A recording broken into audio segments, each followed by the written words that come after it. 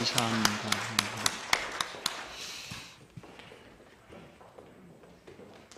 우리 인사하십시다. 하나님은 당신을 사랑하십니다. 네. 너희도 거룩하라 라는 제목으로 오늘 말씀을 함께 상고하겠습니다. 혹시 성도 여러분들은 어떠십니까? 더럽고 지저분하고 그리고 불결한 곳을 지나면 나도 모르게 인상이 이렇게 찌푸려지지 않습니까? 우리의 가정 속에서 이런 더럽고 지저분한 것이 있으면 어떻게 할까요? 즉시 치우시죠. 보는 대로 이 더러움을 깨끗이 씻어냅니다. 예전에 집안일이라 하는 것은 청소하고 또 빨리하고 설거지하고 하는 것들이죠. 그런데 요즘은 너무나 좋은 세상이기에 AI 로봇이 그 모든 일들을 잘 해줍니다. 옷이 묻으면 세탁기가 깨끗하게 빨아줍니다. 건조기까지 돌려서 금방 입을 수 있도록 만들어주죠. 더러워지면 로봇 청소기가 이것저것 원하는 데를 잘 다니면서 깨끗하게 닦아냅니다. 우리의 몸에 더러움이 묻으면 우리 역시 그것을 깨끗이 씻어냅니다. 더러움을 그대로 두고 볼 사람들은 별로 없을 것입니다. 불결한 것, 지저분한 것이 있으면 깨끗이 닦아내는 것이 우리의 모습입니다. 그런데 그 어떤 것으로도 지워지지 않는 더러움, 그 어떤 것으로도 닦여낼 수 없는 그런 더러움이 있습니다. 본래 사람이 가지고 있는 죄의 더러움이죠. 이것은 어떤 것으로도 닦아낼 수 없고 스스로 깨끗하게 할 수도 없는 더러움입니다. 하나님이 가장 첫사람 아담을 창조하실 때 하나님의 모양과 형상으로 만드셨습니다. 그래서 보시기에 너무나 좋았습니다. 그래서 보시기에 좋았더라, 심히 좋았더라 하고 사람을 보고 기뻐했습니다. 그렇게 하나님과 함께 에덴 동산에 거하던 그 사람이 죄를 짓게 됩니다. 하나님 말씀보다 사단의 말에 더 집중하여 불순종의 죄를 짓고 사람에게 죄가 들어오게 되었습니다. 그때로부터 더 이상 사람은 하나님과 함께 할 수가 없게 됩니다. 더 이상 하나님의 기쁨이 되지도 못합니다. 하나님과 함께 할 수도 없고 하나님의 기쁨도 되지 못하고 오히려 그 좋은 에덴 동산에서 쫓겨나야 했습니다. 이런 죄 지은 사람들만 사는 것이라면 별 문제가 없겠죠. 왜냐하면 모두 다 죄를 짓고 있으니 괜찮지 않습니까? 노아 때 또 온 세상이 죄로 간영하는 그때에 사람들은 아무런 문제 없이 살아가고 있었습니다.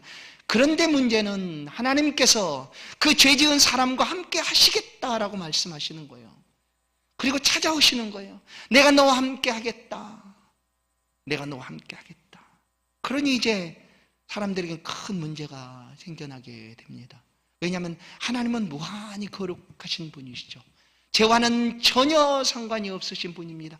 죄와 가장 멀리 떨어져 있는 분이 하나님이십니다. 하나님의 그 순결하심과 깨끗하심과 그 거룩하심 앞에 죄는 설 수가 없습니다. 그런데 문제는 하나님이 자꾸만 우리와 함께 하시겠다고 찾아오시는 것입니다. 성도 여러분, 우리가 믿음을 가지고 살아간다는 것은 바로 이 삶을 사는 것입니다. 하나님과 함께 하겠다라고 결단하고 결심하고 살아가는 삶입니다. 그래서 우리 믿음의 삶의 이 거룩함이 얼마나 중요한가. 하나님은 말씀하십니다. 나는 거룩하다. 그러니 너희도 거룩해라. 나는 너희의 하나님이 되려고 너희를 애굽 땅에서 인도해낸 여호와다. 나는 거룩하니 너희도 거룩해라 라고 하나님께서 말씀을 하십니다. 거룩하신 하나님과 우리는 함께 있을 수가 없습니다. 우리가 아무리 소원한다 한들 거룩하신 하나님 앞에 가까이 갈 수가 없습니다. 이유는 죄 때문이죠. 깨끗하시고 거룩하신 하나님 앞에 이 죄가 있는 사람이 나아가면 우리는 사라지고 없어질 것입니다. 그래서 사람에게는 아무런 소망이 없습니다. 죄 지은 인류에게는 소망이란 없습니다. 그저 삶을 살아가다 사망에 처하게 되고 영원한 영벌에 들어가는 것이 사람이 유일하게 가질 수 있는 소망이었습니다. 그런데 하나님은 그 죄인을 향하여 다가오신다는 거예요. 끝없이 찾아오셔서 내가 너와 함께 하겠다라고 말씀하시는 거예요.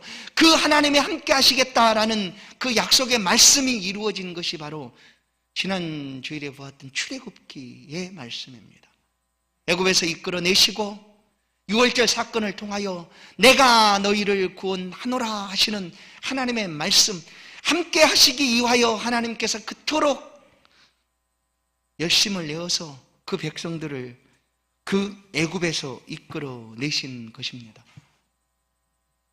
그리고 이제 그 인도한 백성들을 모세와 함께 시내산에 서게 합니다.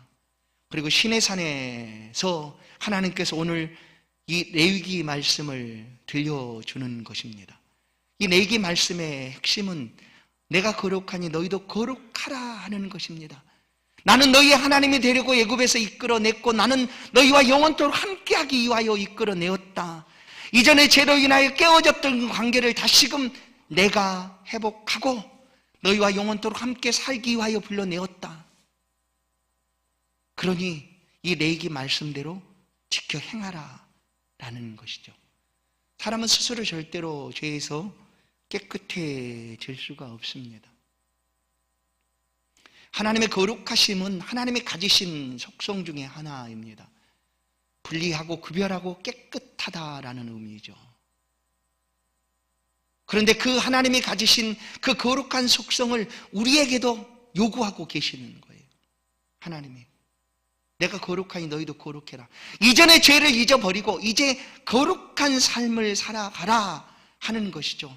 죄와 상관없이 죄와 떨어져서 거룩한 삶을 살아가라라는 것입니다. 레위기 19장 1절 2절 여호와께서 모세에게 말씀하여 이르시되 너는 이스라엘 자손의 온 회중에게 말하여 이르라. 너희는 거룩하라. 이는 나 여호와 너희 하나님이 거룩함이니라. 하나님이 거룩함을 요구하고 계시지만 우리는 그 거룩함으로 나아갈 수가 없습니다. 이게 문제죠. 하나님은 끊임없이 다가와서 거룩하라라고 말씀하시지만 죄 지은 인간은 하나님 앞에 나아갈 수가 없습니다. 왜냐하면 우리가 하나님 앞에 나아가면 우리는 불타 없어지고 말 것입니다. 그 죄로 말미암아 하나님의 거룩하심이 이 죄에 지은 인류를 벌하시는 거죠. 영벌로 벌하시는 것입니다. 시내산에 있을 그때에 하나님께서 모세를 부르시고 모세에게 말씀합니다. 모세야, 너 내려가서 백성들을 정결케 하고 절대로 이 시내산으로 올라오지 못하도록 경계를 울타리를 쳐라. 그렇지 아니하면 혹시 누군가가 궁금하여 내게 나오게 되면 내가 돌격하여 그를 죽일까 하노라 이거예요. 하나님 우리 가운데 나오기를 원하시고 하나님 우리와 함께 하시기를 원하시는데 우리가 하나님 앞에 가면 우리는 죽는다는 거예요. 이 안타까운 상황입니다. 이 불나방이 불을 좋아해서 불을 보고 달려들지만 결국 달려들면 죽는 것 아니에요. 우리가 하나님 앞에 나아갈 수도 없고 그런데 하나님이 우리 가운데 오시겠다고 하시는데 이 죄를 가지고는 절대로 하나님 앞에 설 수 없어 죽을 수밖에 없는 거예요. 이런 상황을 여러분 기억하십니까? 이런 순간 하나님은 오시겠다고 얘기하는 거예요. 이것이 우리를 향한 하나님의 놀라운 열심입니다. 하나님은 그냥 죄 지은 인류 그냥 버려버리시고 새로운 인류를 탄생시키시면 얼마나 좋습니까? 그런 능력이 어찌 하나님 앞에 없겠습니까? 그런데 하나님 그렇게 하지 아니하시고 당신의 모양과 형상으로 만든 이 인류를 그 죄 가운데서 구속하시고자 하나님이 끝없이 다가오셔서 말씀하고 계시는 거예요. 아무도 이 하나님의 열심을 막아낼 자가 없습니다. 애굽의 바로도 하나님을 믿지 아니하기 때문에 하나님을 대적합니다. 그러나 바로도 하나님의 열심을 막지를 못합니다. 하나님이 애굽에 가서 내 백성을 인도해 내시지 않습니까? 우리도 마찬가지입니다. 우리도 하나님께서 우리 가운데 다가오시겠다고 말씀하시지만 하나님, 나는 나가면 죽는데요. 내가 불타 없어질 건데요. 나 죄인인데요. 하고 우리가 막아설 수 없습니다. 하나님 오시겠다고 하는데 어떻게 막겠습니까? 그래 놀랍게도 이런 상황을 하나님이 아십니다. 말씀드린 대로 사람은 스스로 절대로 죄에서 구원을 얻을 수 없습니다. 스스로 깨끗해질 수도 없습니다. 거룩해질 수도 없습니다. 바로 그런 그때에 하나님께서 오늘 다가오셔서 말씀을 하십니다. 그게 바로 레위기서입니다. 우리가 레위기서를 볼 때 참 이거 끊임없이 잡고 또 계속해서 반복하고 또 제사 드리고 또 잡고 피 흘리고 제사 드리고 하는 이야기들로 가득 차 있는 것. 그래서 창세기부터 읽어가던 그 하나님의 말씀을 내가 올해는 반드시 계시록까지 읽어보리라 다짐했다가 레위기서 오면 그냥 멈춰버립니다. 너무나 힘들어서. 그러나 이 레위기서가 우리 가운데 없었다면 우리는 하나님 앞에 나갈 수가 없습니다. 여러분 이렇게 생각하지 않습니까? 아니, 하나님은 전능하신 하나님인데 인간이 좀 죄를 지었다고 그거 그냥 무효시키면 안 되는가? 하나님이 그렇게 하실 수 없는가? 돌로도 아브라함의 후손을 만드실 수 있는 능력 있는 하나님, 없는 것 가운데 있게 하시는 전능하신 하나님이 어찌 그렇게 못하시는가?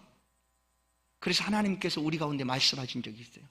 이스라엘 백성들이 출애굽 후에 광야를 지나는 동안 너무너무 많이 하나님의 속을 썩입니다. 불신앙하는 거죠.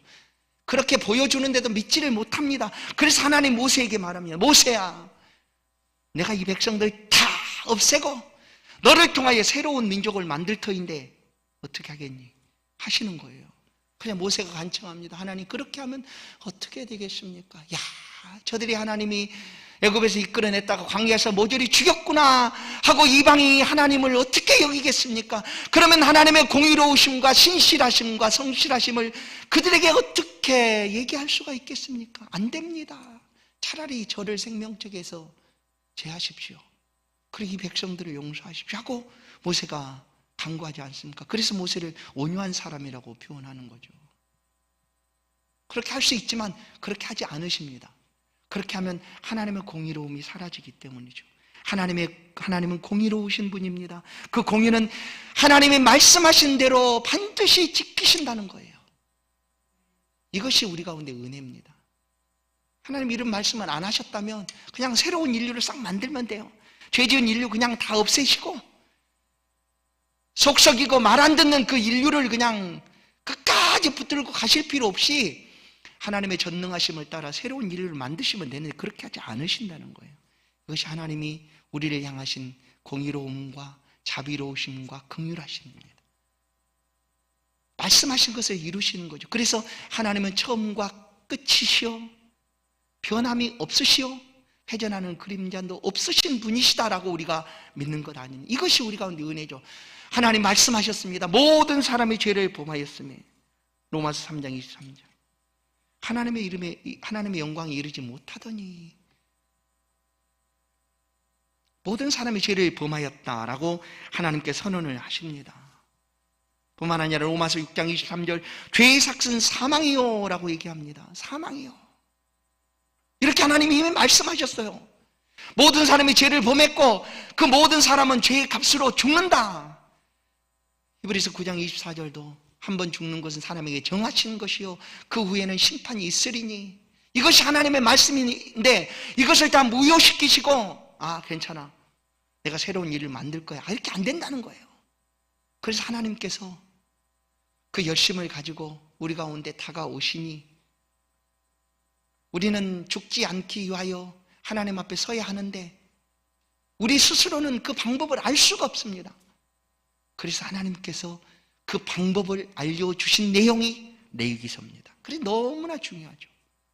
레위기서에 5대 제사가 있지 않습니까? 속죄, 소제, 건제, 속건제, 속죄제, 화목제, 번제 이런 거 있죠. 그리고 제사 드리는 방법들이 다 있지 않습니까? 흔들어 드리는 요제, 올려드리는 거제, 불태워 드리는 소제, 번제, 이런 제사 내용들이 레위기서. 그러나 이것이 우리를 위한 하나님의 놀라운 사랑이다라는 거예요. 로마서 3장과 6장을 한마디로 로마서 5장 12절에서 말씀합니다. 그러면 한 사람으로 말미암아 죄가 세상에 들어오고 죄로 말미암아 사망이 들어왔나니 이와 같이 모든 사람이 죄를 지었으므로 사망이 모든 사람에게 이르렀느니라.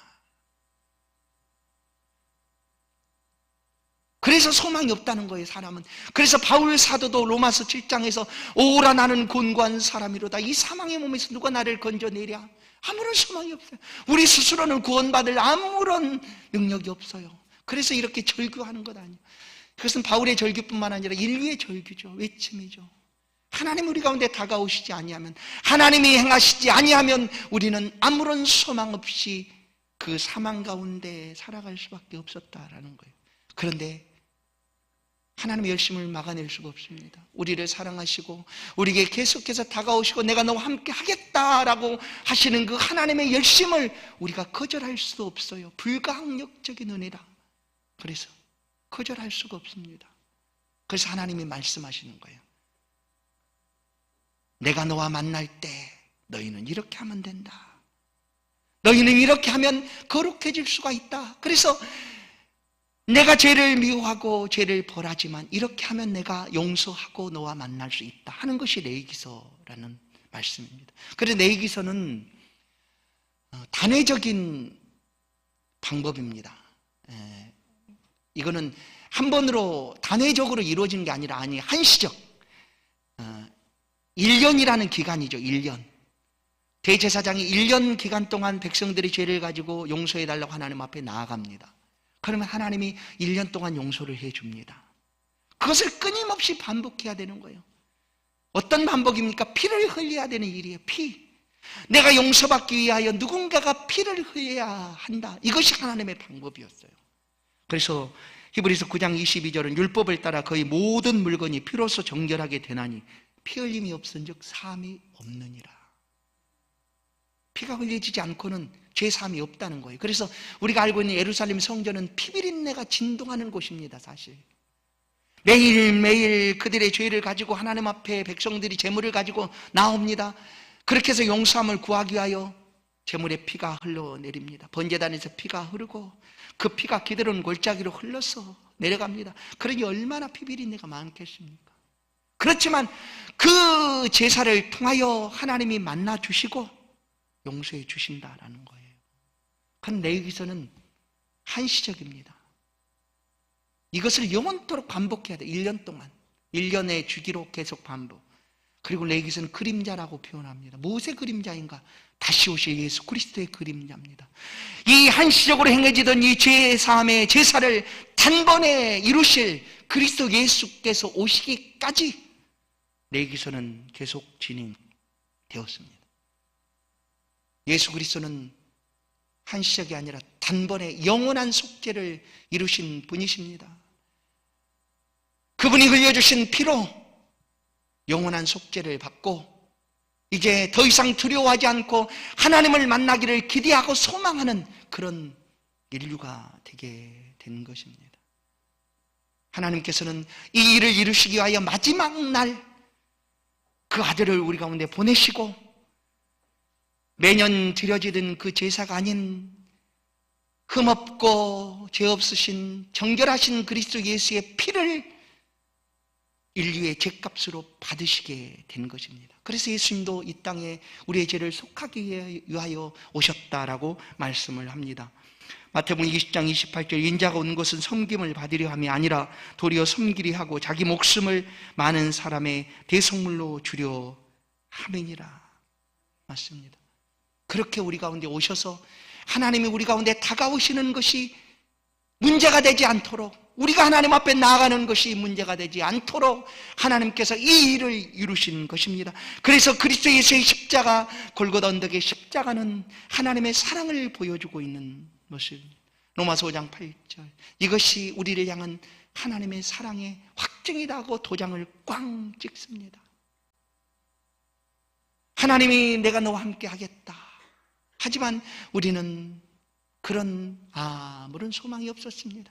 하나님 앞에 나아가면 우리는 그냥 죽을 수밖에 없는 존재였습니다. 그런데 하나님께서, 우리가 아닌 하나님께서 스스로 우리를 위하여 이 일을 다 계획하시고 이루셨습니다. 그 일로 우리는 영원한 소망을 가지고 천국의 소망 가운데 하나님의 백성으로 구원 얻는 사람으로 삶을 살아가게 되는 것입니다.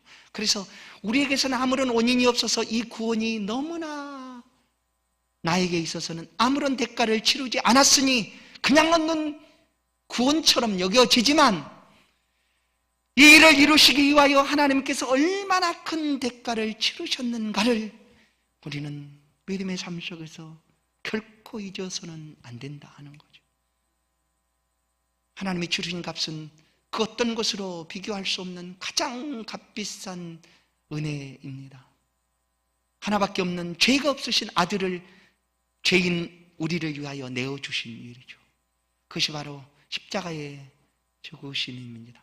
그렇게 우리는 그리스도께서 죽으심으로 우리는 구원을 얻게 된 것입니다. 히브리서 9장 11절 14절은 말합니다. 그리스도께서 장래 좋은 일에 대제사장으로 오사 손으로 짓지 아니한 것 곧 이 창조에 속하지 아니한 더 크고 온전한 장막으로 말미암아 염소와 송아지의 피로 아니하고 오직 자기의 피로 영원한 속죄를 이루사 단번에 성소에 들어가셨는지 오직 자기의 피로 영원한 속죄를 이루사 단번에 성소에 들어가셨느니라.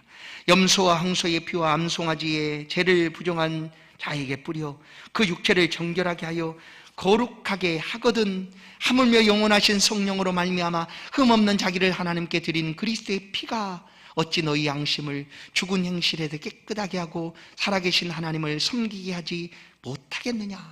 아들을 주신 하나님이 우리 가운데 요구하신 하나님 한 가지가 무엇입니까? 거룩하라는 거예요. 전에는 우리가 거룩해질 수가 없었습니다. 거룩과 전혀 상관이 없는 존재였습니다. 그러나 이 아들로 인하여 그리스도의 피 흘려 주심으로 인하여 우리는 거룩한 사람이 된 것입니다. 그래서 하나님은 말씀합니다. 내가 거룩하니 너희도 거룩해라.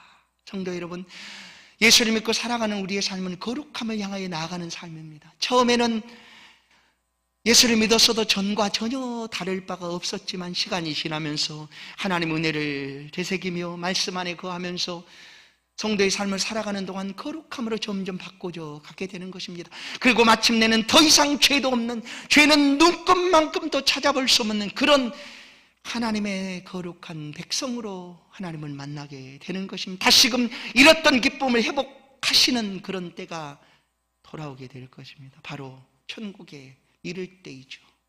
그때까지 우리는 이 거룩함을 포기할 수 없습니다. 전에는 할 수 없었지만 이제는 그리스도 예수 안에서 우리는 거룩한 삶을 살아갈 수가 있습니다. 오늘 본문 말씀을 다시 한번 보겠습니다. 나는 여호와 너희의 하나님이라. 내가 거룩하니 너희도 몸을 구별하여 거룩하게 하고 땅에 기는 길짐승으로 말미암아 스스로 더럽히지 말라. 나는 너희의 하나님이 되려고 너희를 애굽 땅에서 인도하여 낸 여호와라. 내가 거룩하니 너희도 거룩할지어다. 성도 여러분, 어떻습니까? 이제 분명해지지 않았습니까? 이제 우리는 거룩한 삶을 살아가야 될 하나님의 백성입니다. 로마서 12장 1절은 이 세대를 본받지 말고 너희의 몸을 거룩한 산제사로 하나님 앞에 드리라 라고 얘기합니다. 그래서 성도의 삶에서 이 거룩이 얼마나 중요한가. 거룩하지 아니하면 하나님 앞에 쓰임받지도 못합니다. 거룩하지 아니하면 하나님의 은혜를 우리가 누릴 수가 없습니다. 아니, 깨달아 알 수가 없습니다. 그래서 우리는 거룩한 삶을 살아가야 합니다. 우리가 함께 모여있는 이 교회는 거룩한 곳입니다. 거룩한 곳입니다. 왜일까요? 그리스도 예수께서 흘리신 보혈로 세우신 교회입니다. 그래서 교회는 거룩합니다.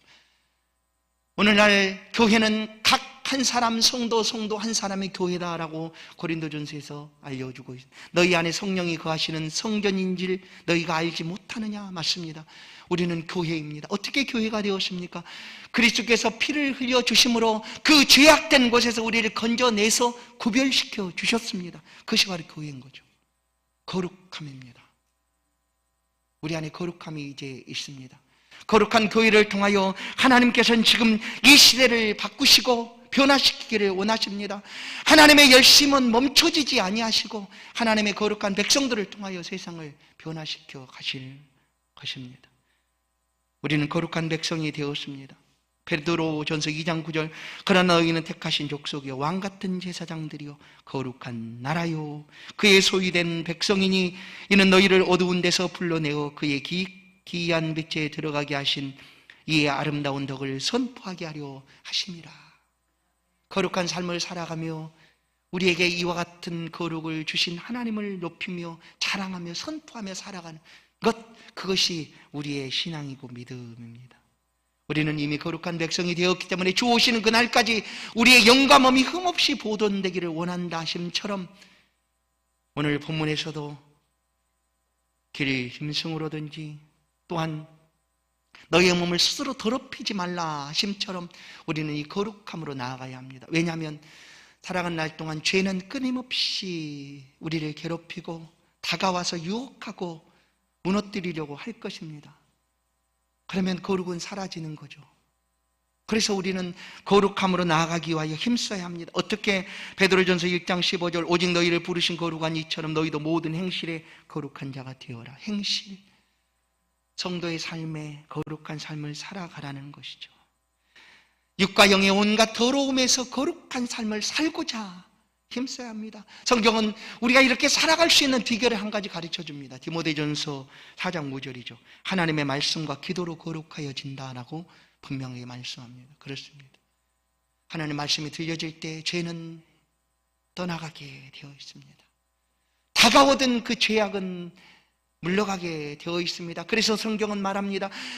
너희가 아직 죄와 싸우되 피 흘리기까지 싸우지 아니하였다. 거룩을 깨뜨리는 이 죄와 싸워야 할 때 우리는 피를 흘리며 싸워야 합니다.